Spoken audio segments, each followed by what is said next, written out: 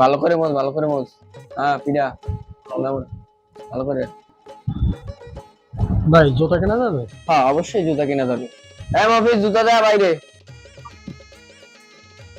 ভাই বেতন পাওয়ার কথা ভাই দাদা। ভাই ভাই 1000 তুমি আমার সাথে কাজ করবা, আমি তোমার 30,000 টাকা বেতন দেবো। দাঁড়ে দাও। হয় ওটা কালকে চাকরি ছাড়িয়ে দাও। এখনই